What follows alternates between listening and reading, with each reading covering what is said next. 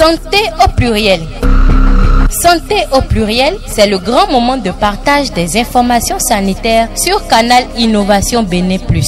Santé au pluriel sur Canal Innovation, c'est un médecin averti qui nous parle des questions de santé et de bien-être. Santé au pluriel sur Canal Innovation Bénin Plus, c'est la prévention des maladies qui est assurée. Bienvenue sur votre chaîne préférée Canal Innovation Bénin Plus. Vous êtes sur votre émission Santé au pluriel. Et spécialement pour le numéro de ce matin, nous allons vous parler d'une maladie infectieuse qui touche presque tous les pays du monde, la fièvre typhoïde. Chaque année, 21 millions de personnes environ en sont victimes et 21 000 de personnes en meurent. Elle est d'abord causée par une bactérie appelée bacille en français et bacillus en latin. Comment est-ce que cette bactérie se transmet-elle et quels sont les mécanismes par lesquels elle agit dans l'organisme? Toutes les explications avec le docteur Koudjo Tokpan. Docteur Koudjo Tokpan, bonjour. Bonjour, monsieur le journal. Vous êtes médecin spécialiste des questions spécialiste des maladies infectieuses et tropicales, j'allais dire. Et en tant que spécialiste, parlez-nous. Qu'est-ce que la fièvre typhoïde? Merci bien, monsieur le journaliste. Merci pour l'intérêt que vous portez aux questions des pathologies tropicales, infectieuses. Je vais dire que la fièvre typhoïde, encore appelée couramment dans le monde médical salmonellose, est une maladie du péril fécal. C'est une maladie contagieuse qui se transmet par les mains souillées. Ça, c'est la forme directe. Et de façon indirecte par la consommation ou bien la consommation d'aliments ou d'eau de boissons contaminés par les salmonelles. Et comme vous le dites, on a parlé de fièvre, donc le premier signe est la fièvre. Et les autres manifestations vont suivre après. Donc si je vais me résumer, je dirais que la fièvre typhoïde est une maladie transmissible, n'est-ce pas, donc à partir des aliments souillés ou à partir de la main souillée par les bactéries genre salmonelle. Alors, avant de tomber sur les origines, c'est-à-dire les causes de cette maladie, il y a une de vos réponses qui a retenu mon attention, les mains souillées. Et quand nous parlons des mains souillées, certaines personnes ont tendance à confondre paludisme et fièvre typhoïde. Parce que quand on parle de paludisme également, il y a les médecins qui nous disent qu'il faut chaque fois se laver les mains avant de manger. Alors, quelle est la différence nette entre paludisme et fièvre typhoïde? La première différence, puisque vous parlez de différence nette, c'est qu'ils ne sont pas dus au même microbe. Et vous voyez, le paludisme est transmis par un vecteur, un insecte vecteur qui est le moustique Anophèle. Tandis que dans la transmission de la fièvre typhoïde, il n'y a pas de moustique. La fièvre typhoïde se fait directement ou indirectement par le sujet lui-même. Alors que dans le paludisme, il faut un moustique forcément pour transmettre falciparum, Plasmodium falciparum au sujet. Alors, qu'est-ce qui peut donc être à l'origine de la fièvre typhoïde? Comment est-ce qu'elle est causée? Ce qui est à l'origine de la fièvre typhoïde, c'est ce que je disais tantôt. L'homme peut être contaminé en mangeant des aliments qui sont souillés. Ou l'homme peut se contaminer par sa propre main. Vous m'amenez un peu à expliquer un peu la physiopathologie. C'est-à-dire, quand un sujet a la fièvre typhoïde, il va émettre des selles. Il va arriver que dans ces selles, il rejette les bactéries. Et là où il peut se contaminer lui-même, c'est que s'il va au besoin, il va aux toilettes, il va se nettoyer le derrière, après avoir fait son besoin, il va se torcher. L'ayant fait, s'il ne va pas se laver les mains à l'eau et au savon, en mangeant, après, il va encore se contaminer. Il va se donner lui-même les bactéries qui étaient sorties de son organisme. Ça, c'est l'autocontamination par les mains souillées. Il peut arriver également que les selles faits par des malades qui ont ces bactéries-là, que les aliments que nous avons, ou bien c'est l'eau même, l'eau de consommation, même l'eau de Soneb et autres là, que cette eau soit souillée par les salmonelles. Vous comprenez que du coup, quand nous allons au robinet et que nous prélevons de l'eau pour boire, nous allons boire les bactéries. Ou si on prend cette eau pour arroser les feuilles de laitue, ou bien pour laver les fruits que nous consommons, vous comprenez également là qu'en consommant ces fruits, si on ne les lave pas bien, nous allons également ingérer ces bactéries. Donc, c'est les deux voies de contamination qui existent. Vous voyez que ces voies de contamination sont totalement différentes des voies du paludisme. Donc, ce n'est pas les mêmes choses. Et lorsqu'on est atteint de la fièvre typhoïde, dites-nous quels sont les signes éventuels par lesquels on peut déjà dire voilà, je suis atteint de la fièvre typhoïde. Il ne vous revient pas à vous qui êtes malade de dire que vous êtes atteint de la fièvre typhoïde. Il vous revient à vous d'exprimer à l'agent de santé, au médecin, les signes que vous sentez. Et le médecin ou l'agent de santé va pousser loin ses analyses et vous dit vous souffrez de tel ou tel autre mal. Voilà. Maintenant, par rapport à ces signes, déjà il y a la fièvre. Donc il n'y a pas de fièvre typhoïde sans fièvre. Déjà dans le nom, il y a fièvre. On dit fièvre typhoïde. Donc il y a la fièvre. Deuxième chose, il y a l'insomnie.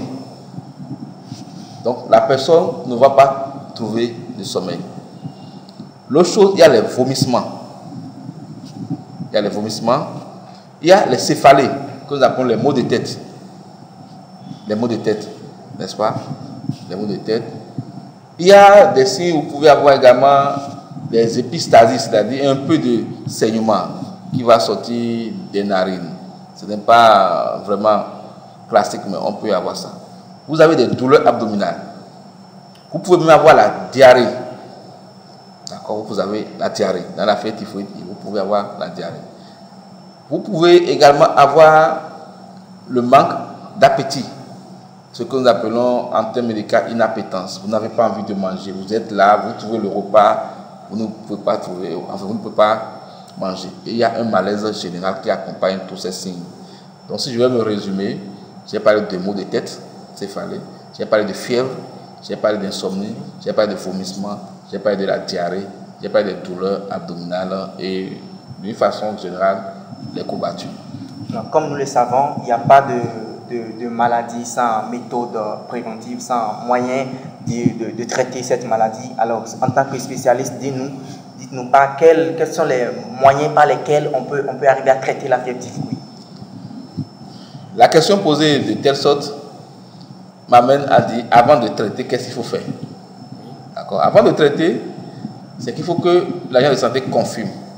Et il y a plusieurs examens pour confirmer. Et je vais dire ici aujourd'hui, il y a un examen qu'on faisait très souvent qu'on appelle sérodiancite de Vidal. Sérodiancite de Vidal, les gens, on ne peut plus continuer à faire ça. Maintenant, quels sont les autres examens qu'on peut faire? On peut prendre les selles et les étudier au laboratoire. On peut prendre le sang et l'étudier également au laboratoire pour voir si on ne va pas voir les microbes là dans les selles et dans le sang. Puis une fois que la confirmation est faite que votre patient a la fièvre typhoïde, il faut passer au traitement. Et pour le traitement, nous allons distinguer le traitement curatif et le traitement préventif. Quand il parle du traitement curatif, c'est qu'il existe des médicaments. Je ne vais pas dire les noms des médicaments ici pour qu'on ne passe pas dans une automédication. Ceux qui sont malades n'ont qu'à se rendre dans le centre de santé. Donc il y a plusieurs types de médicaments qu'on peut donner aux gens et les médecins, les agents de santé connaissent comment ça se donne. Je ne veux pas dire le nom, je me garde de dire le nom pour que les gens ne rentrent pas dans une automédication. Ensuite, nous allons beaucoup plus insister sur le traitement préventif, donc la prévention. J'ai dit tantôt que c'est l'usage des mains souillées qui amène la fièvre typhoïde. Alors qu'est-ce qu'il faut faire? Il faut forcément se laver la main à l'eau et au savon après les besoins, c'est-à-dire après avoir été au sel, il faut se laver la main à l'eau et au savon. Avant de manger aussi, il faut se laver la main à l'eau et au savon et bien sûr après le manger. Il faut également savoir couvrir les repas.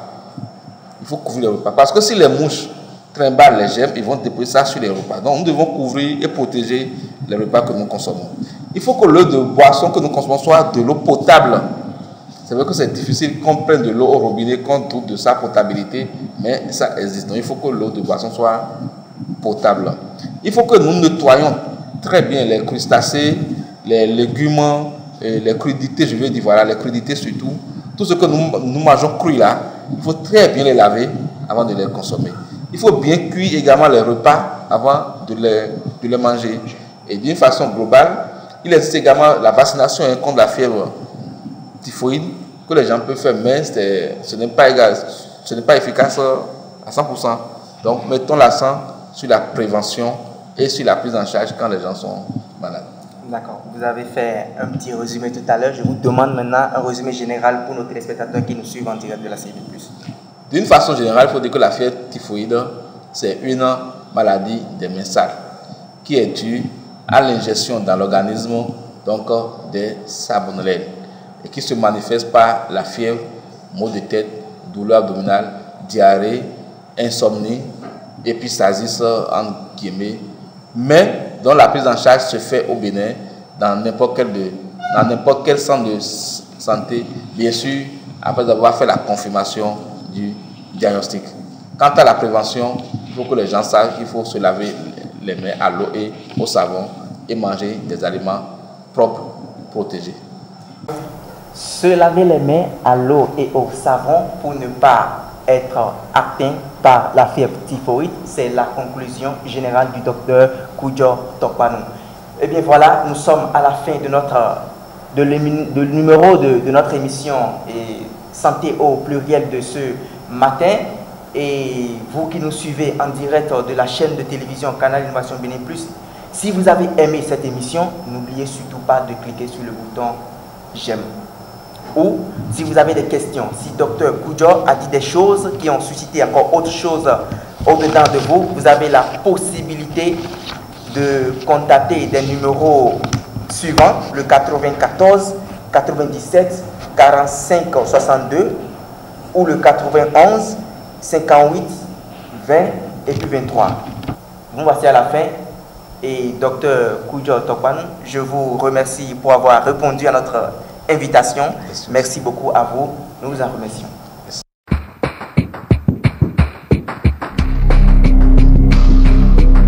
Santé au pluriel. Santé au pluriel, c'est le grand moment de partage des informations sanitaires sur Canal Innovation Bénin+. Santé au pluriel sur Canal Innovation, c'est des médecins avertis qui nous parlent des questions de santé et de bien-être. Santé au pluriel sur Canal Innovation Bénin+, c'est la prévention des maladies qui est assurée.